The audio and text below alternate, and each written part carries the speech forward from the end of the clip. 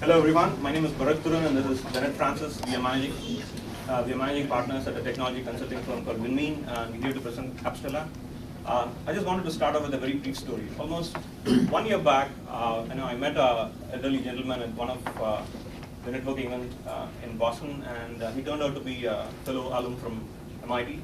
And he asked me what I did, and I told him that I just graduated from business school, was investigating a few business opportunities, and before that I was a software engineer. The moment he heard the term software engineer, he became all animated, and then he said, you know what I think of software companies? They are daylight bandits. I was a little surprised on hearing that term, and I sort of started to talk to them. We as software engineers don't consider ourselves like that. We think we are here to do God's great work on this earth, building applications and sort of churning out products and coming up with new versions year after year. Whether you like it or not, we force it onto you. It turns out that this gentleman had bought an accounting product from a company, and they were forcing him to upgrade year after year, whether he liked it or not. And it sort of came to a flashpoint 1 year, and he said, I'm not going to upgrade it because I'm not using any of the features. And 3 years down the line, FASB had changed a lot of accounting regulations, and he had to go back to them asking them to upgrade the product, and they said, you'll have to pay for the previous 3 years if you want to upgrade the product, and he was really pissed. Unfortunately, all the systems were very well integrated with that product that he couldn't do anything about it. Right around that time, I ran into another problem of my own, where I just needed an application for a couple of hours, but it was primarily an image editing tool. We were building a website, and I needed an image editing tool, and none of the open source alternatives out there really cut ties. And I wanted a commercial one, especially one from Adobe, but they were charging about $300 to $400 a pop, a license. And I didn't want to spend that much amount of money. And I just needed it for a few hours. That's when the idea for Appstella was born. The whole model of software as a service was supposed to solve the problems that I just described. But unfortunately, all the applications don't lend themselves to be moved to the web, built as a web application. Primary reason is development is way too time consuming, and it's not always economical to sort of port your application, a desktop application, to the web. And some of the applications really don't lend themselves to the web model. A lot of legacy applications cannot be ported to the web model. And another problem with web applications is if you're used to the rich desktop experience that you get, web applications really don't give you that. So those are the kind of problems that we have with web-based SaaS model. And so we came up with a solution.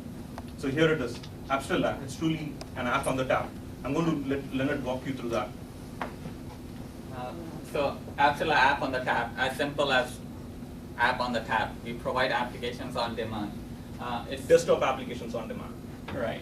It's very simple to use, a simple 4-step usage that I'll just go through here. This is just a landing page, and top you see a toolbar which will take you to different sections of the application. Once you're on a page, all you do is, just like an e-commerce site, go and check out applications that you want to use. So this is a gallery. You would just select the applications that you want to use, add it to the cart, and check out. Once you check out, this is a checkout screen here. Once you check out, you could select whether you want to use the application hourly, whether you want to take a monthly subscription, what kind of an instance you want to use. I'll just go briefly on what kind of instance, basically.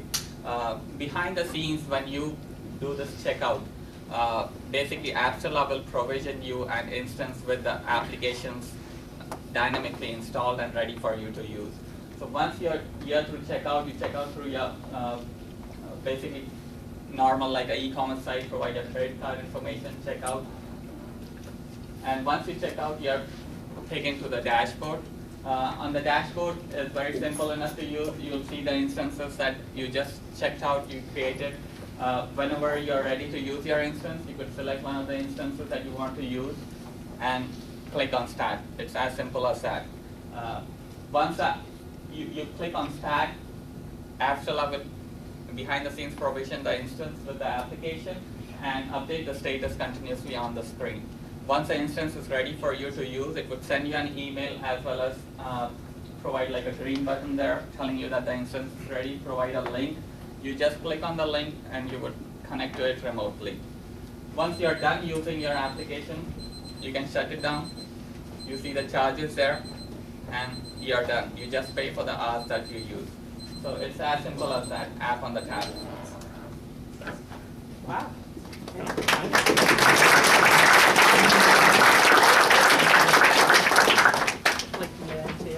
you have any questions? The obvious question is licensing. You cool with the big boys out there, Microsoft, Adobe, and so forth? Right now, we have a licensing agreement with Microsoft to offer the products, right? We are still talking to a lot of other ISVs. But yes, if you go to the site appstella.com, you can rent out Microsoft products most of the time. Hourly or monthly subscription? Yes.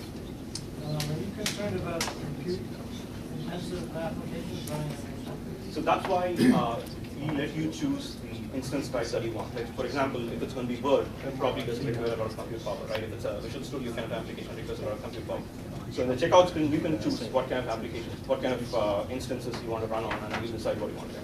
In fact, like if you would not have a desktop that's powerful enough, you could provision that a very powerful instance on the cloud and run that application. That's a very valid use case. How are you similar or different than App0? I didn't hear your question. Say that again. How are you similar or different than a company called App0? I'm not too familiar. You're familiar with them? Okay. Yes, please. How do you save files? Is it a remote system? Do files end up being saved on your system and not the user system? How does that work? So you could so when you connect to the machine, your local hard drive is also shared on the remote drive. So you can actually move the files there, or you could just email it. But if you want to come back to the system and then sort of continue from where you left off, you could clone that system. So behind the scenes, we actually clone that instance, and then let's say you want to play a game, right? You don't want to start all over from level 1, right? So is there security in place for the user computer? Is it like a specific file they can designate? Say that again. I can. Can the user designate a specific file to share with your system instead of having their entire computer open? Sharing on your system to use your app. It's your system. Behind the scenes, we don't have access to it at all. You know, we bring up virtual instances, and then it's like you have complete access. It's like a remote machine provision for you. You have control over it. Yeah, it's like exclusively dedicated to you. Nobody else is using that. Thanks, guys.